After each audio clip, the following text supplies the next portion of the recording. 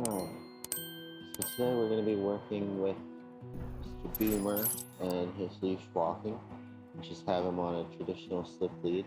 And what's important about this is just make sure that it's adjusted correctly.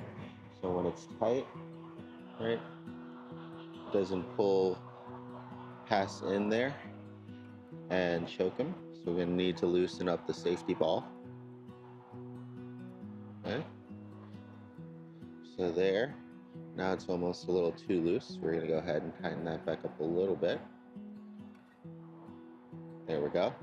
And then the last part here is going to be important too. I'm going to make sure that this isn't so loose that when it's loose, he can just slip it off over his head, but it keeps it from sliding down off of his neck, right?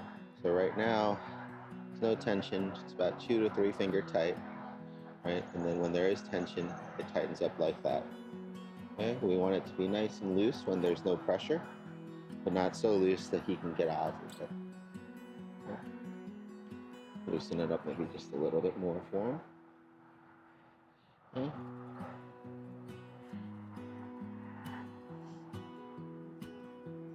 There we go. All right. And the goal here is to let him know that when there is tension, to pay attention to us, either slow down, or refocus, or we're changing directions. Good boy. I also have the ultrasonic device that we've been using to help with distracting him too. And I want to try to keep that to a minimum so that way it still has impact at night when we need it. We haven't actually used it either the last couple nights or so. She's been doing really well on that. Good boy, there we go. So here, yes, good boy. If he does pay attention and refocuses, I'll go ahead and give him a reward, just like with our walking drills at the very beginning. Now this will make it easier to kind of give him a sharper correction or a more precise impact on the timing that's necessary. Because what ends up happening, the reason why he pulls is because he's so used to just pulling through that dull, consistent pressure and just kind of powering through it. And what we want to have happen when we need it is a sharp, sudden pressure. It doesn't have to be excessive by any means, but it just has to be enough to make an impact, right? It's just something that he can't just easily ignore and continue pulling through. Okay. Up until that point, though, we want to keep the leash just nice and loose. We want him to be able to kind of still smell and explore, at least for this loose leash portion of the walking exercise. When we do more of like the formal heel, it'll be the same concept. He'll just have less room here. There we go, good boy. He'll have just less room to move around before the pressure hits. There we go, good boy.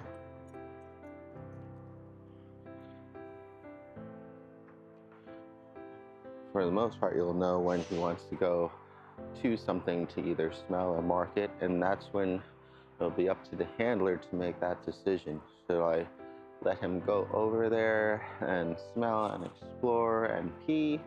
Most of the time it's because he just has to use the bathroom, or should we go around another way to a different area or whatnot? This will come in play when we're walking in the neighborhood more, and you'll come across all those signs of people, not wanting dogs to go in their yard and such. But for the most part, the leash should be nice and loose and just going in the same direction together. Good boy.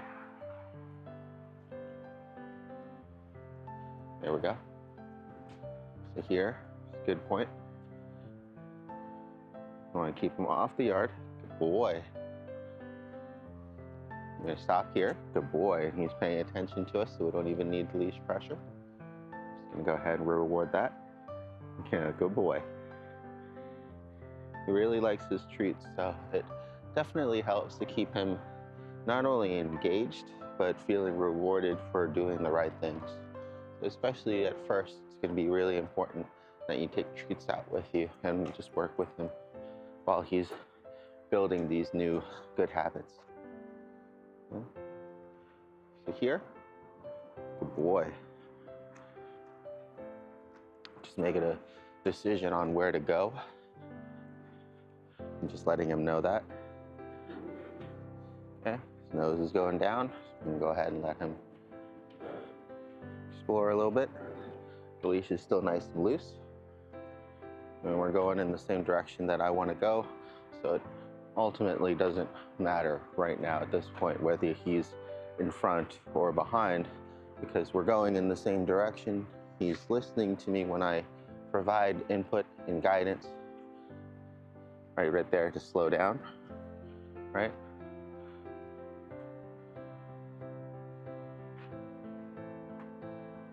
Good boy. Now I'm ahead of him, letting him explore.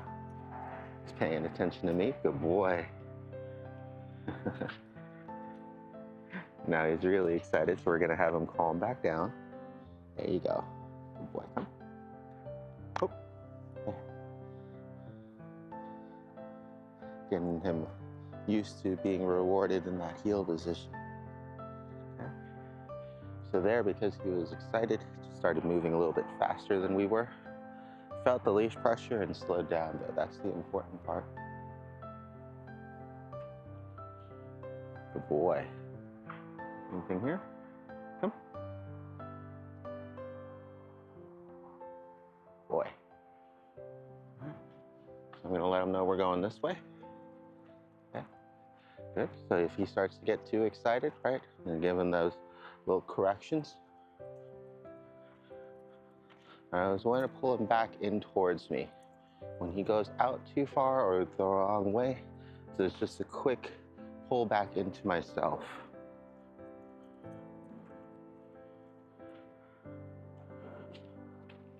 This way he gets used to being close to me and having the leash nice and loose, but then when he gets too far, that consistency of him running into like a boundary or being pulled back towards me will come into play.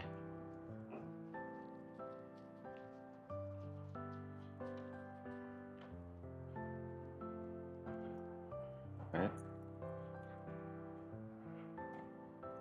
So as he gets more excited, he just moves faster, so we have to add in some more corrections. And this is what I'm talking about when he gets too excited and starts following his nose, starts pulling through it. It's when you have to be even sharper with your leash work, right? Because if you just slowly try to tug him back in, it's gonna fall right back into those old habits of just pulling through that leash pressure. So here we have a pet-free zone, so we're gonna keep him off this grass. Good boy. Now this one seems to be okay, so we'll let him go again until he hits that boundary.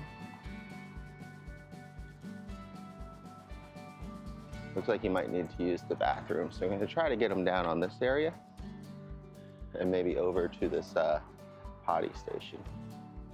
We got somebody over there running, so that's actually going to distract him from his need to go potty. So we'll wait for them to go by, and then we'll go ahead and cross the street. That's also something that can be causing him to pull, is just the fact that he needs to use the bathroom.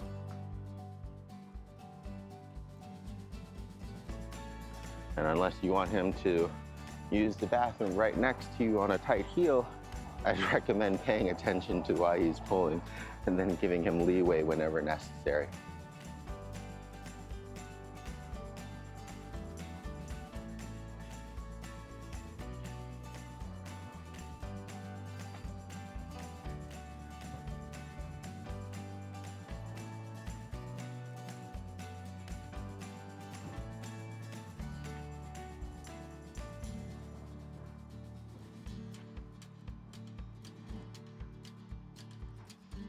If he starts pulling too much and getting too excited, then we can use the ultrasonic device to help cut his excitement down. Good boy. Up here.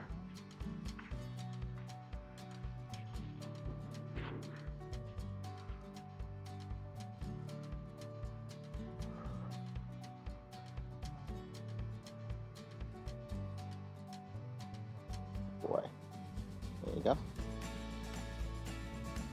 Something else that you could also do is just slow everything down in general. The more that we continue moving on forward, the more smells and distractions he's going to run into. So if he starts going too far too fast, I'm going to go ahead and do some U-turns here. And I'm going to force him to pay attention to me and where we're going. Yeah. He's definitely just excited now. Hi. You got the zoomies, big guy. All right.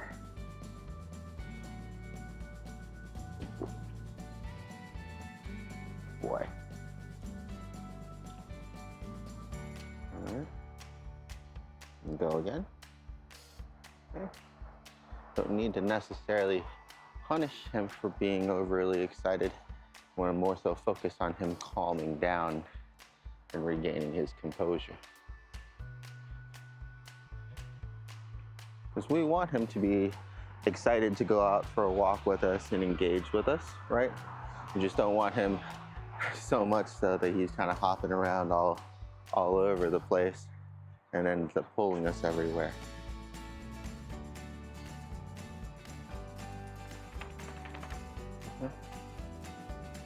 Boy, good job. Now that he's gotten a little bit of the zoomies out, slowing back down. Leash is a lot more loose again, moving less quickly. The faster he moves, the faster you're gonna run out of leash.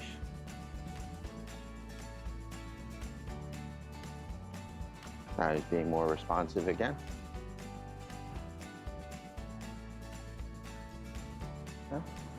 Slowing him down again.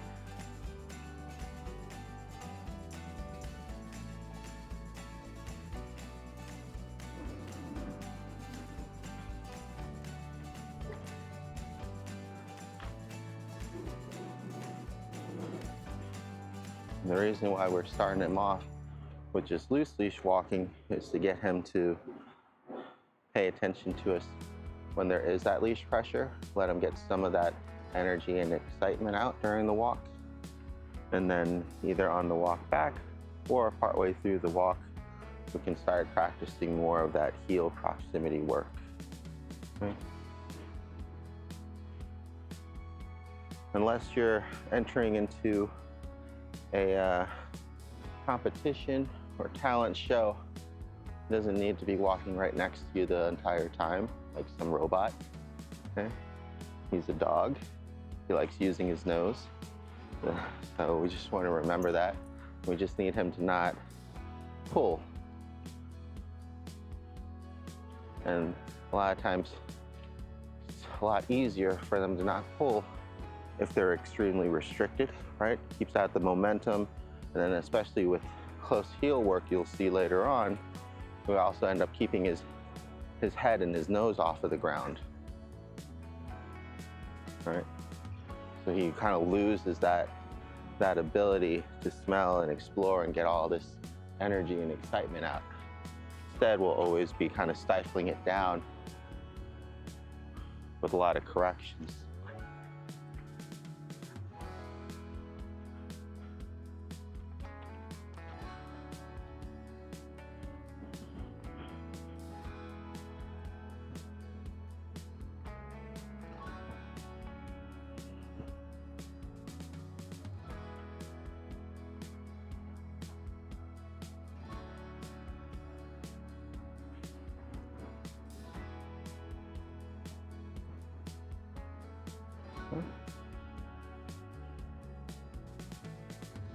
You can see being consistent with the corrections, he starts to slow down and adjust his pace. You can go ahead and let him smell.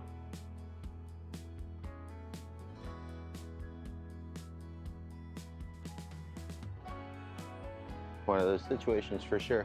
If you're in a rush, you're not going to be able to walk him properly. You're just going to want him to be only focusing on you and not the environment at all, because that'll be faster, right? It's like a big reason why people just want their dog's heel next to them the entire time on a walk. It's nice, it makes it really easy, but then they don't get to explore or anything as well. Another way that you can do it, that you don't feel that pressure, is either give yourself more time for a walk or go out. Sorry, it's really windy.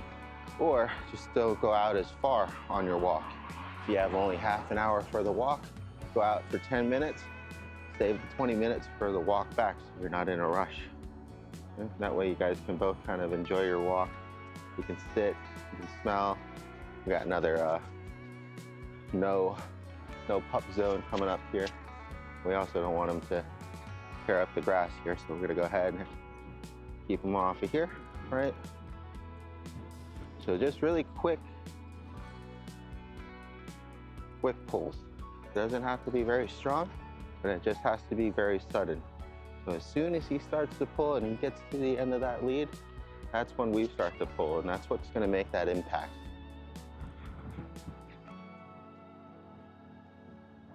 And then when he's not pulling, then that leash is still nice and loose. All right. I think he really has to go to the bathroom here, so I'm gonna let him go. All right, get him over here to this side.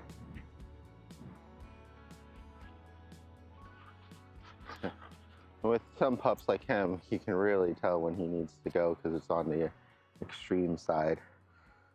But most pups will usually get a little bit more excited and then start pulling to get to somewhere so that way they can use the bathroom.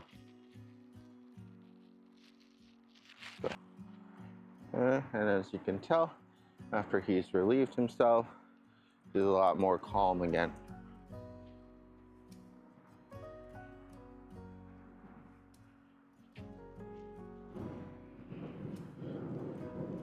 And that gray area there, when we're just holding pressure for no reason, either step into it or pull him out of it. But you don't want to just put holding leash pressure, because all that will do is get him used to that pressure again. If you need pressure, it has to be sharp and sudden. If you don't need pressure, the leash should be nice and loose.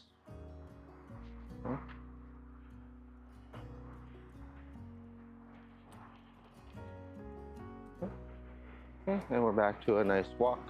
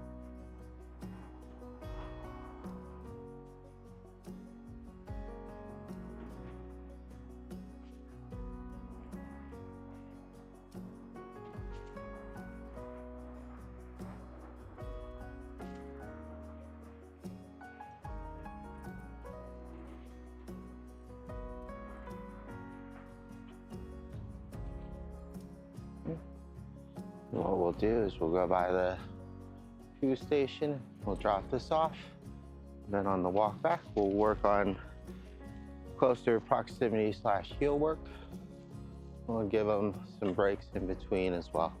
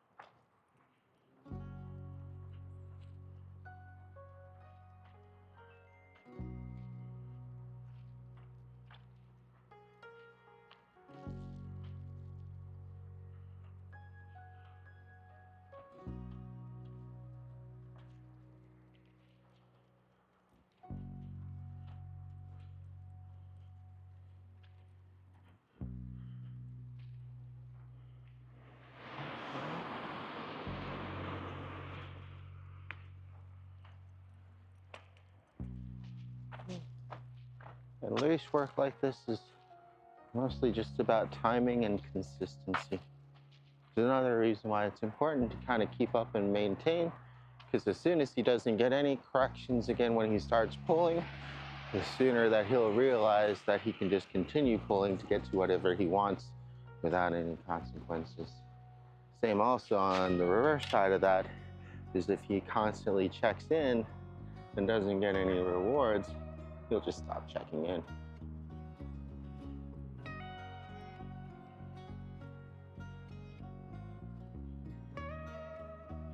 Okay.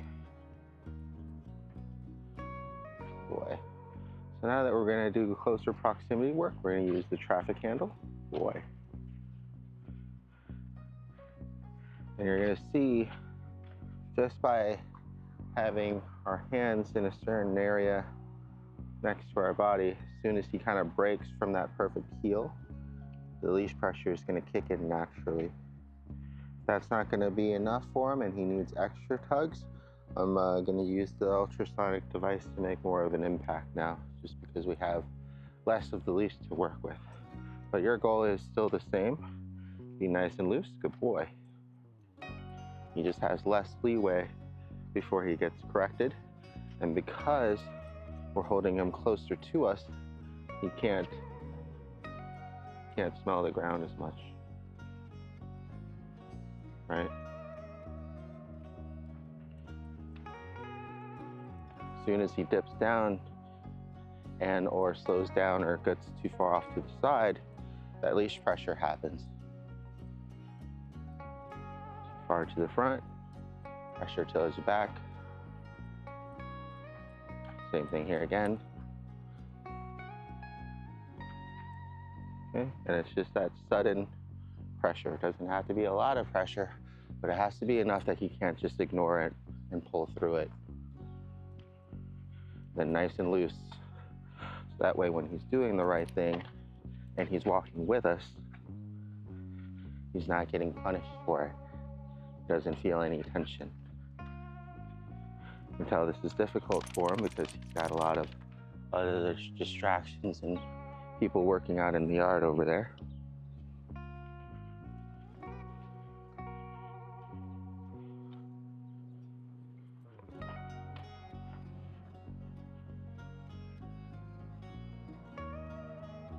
There we go. Doing well though. Boy.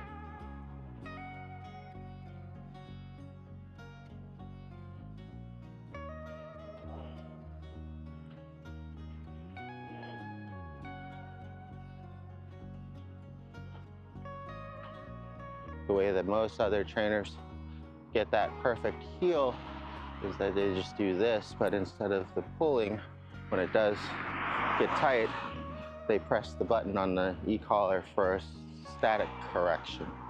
You just do that over and over again for a week or two, and they get hard conditioned. That's what we call it, to behave a certain way.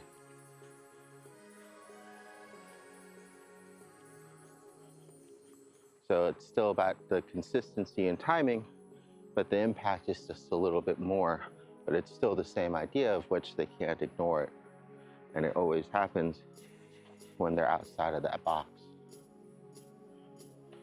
But for his case here, we didn't really need that.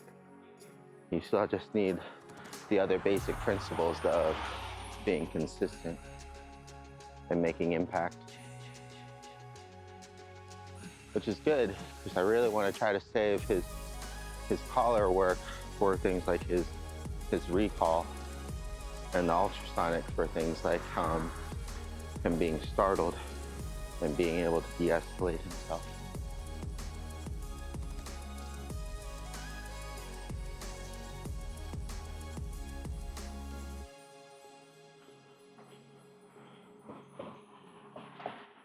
You can kind of see as soon as he starts to dip down, it makes the walk difficult on a heel, so you have to pull back up. Once he returns to that box, then you're loose again. He goes too far forward, you pull back. He goes down, you pull up. He goes out to the right, you pull back into the left. Very momentary inputs. Just you're just giving him those pressure points of guidance. You're not pulling him into you. Because if you're doing that constantly, then you're back to giving him that constant pressure that he's learned to pull through. You're making less of an impact. And it's also going to be more effort on the handler too.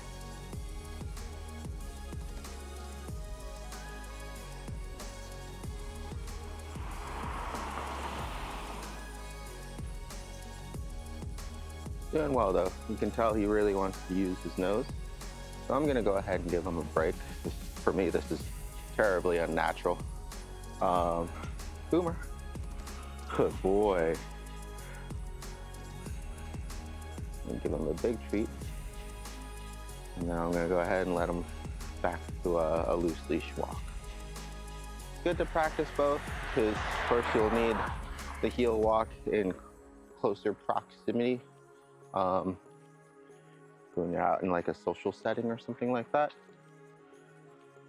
And you'll want to use the normal loose leash walking most of the time, at least I do, so that way he can actually get out and enjoy the weather and use his nose and smell and explore and just not get constant corrections. Good boy. And you can see what I mean by the conditioning. You just do one or the other often enough, especially when it comes to heel work, you just get used to sticking close to you. Keeping the leash nice and loose, letting him get distracted. When he pays attention again, I start walking.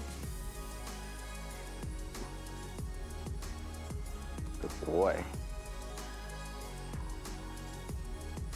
I'm just making him feel rewarded for following me. I didn't have to hold the camera. You can also do that while you're doing the close heel proximity leash work as well. It's just a little bit harder when your hands are full.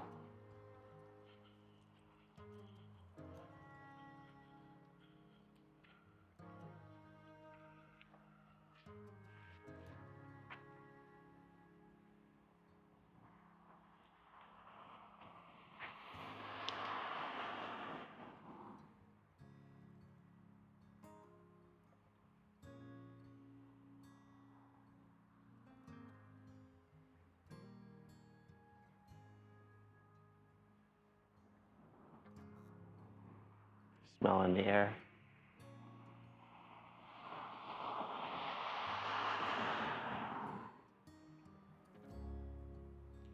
Since we've been using a lot of leash pressure, you could also switch it up. Instead of tugging on the leash, good boy, you can either say his name or get within line of sight. He refocuses. Boy.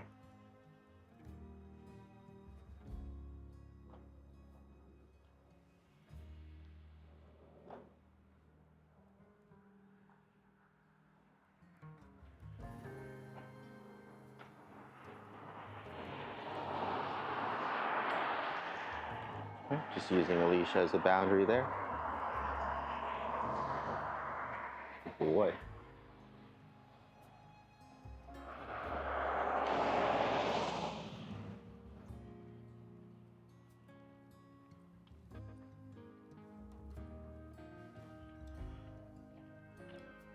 And just take advantage of finally having some nice weather, and we're gonna catch up on just a lot of walking work around the neighborhood.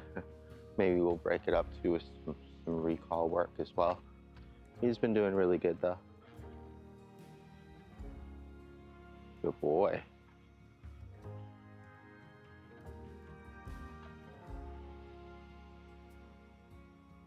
Good boy, yes.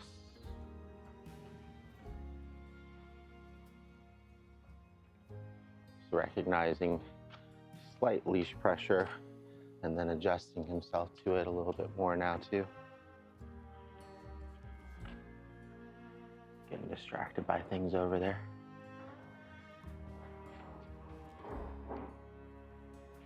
Boy.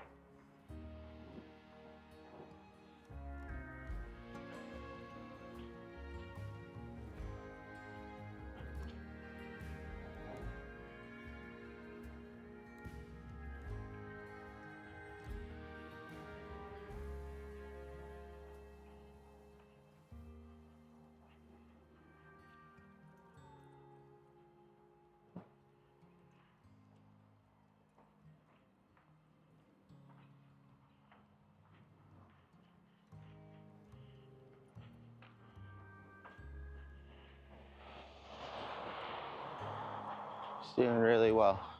Didn't need the collar or the ultrasonic or anything. Just consistency and the leash. Got a little distracted there with all the people. Looks like they're gonna do some yard work or some lawn work, which is interesting because the grass is still pretty wet.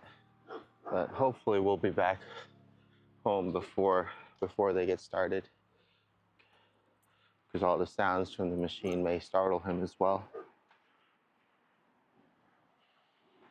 He's just getting distracted by the dog barking. And all I'm doing there is creating leash pressure by just continuing to walk forward, just like we did in our drills. And then as soon as he starts to catch up, then the leash pressure drops. All right, good boy. All right, we'll go ahead and pause here, head back and give him a little bit of a break, get him some water. Sit. Good boy.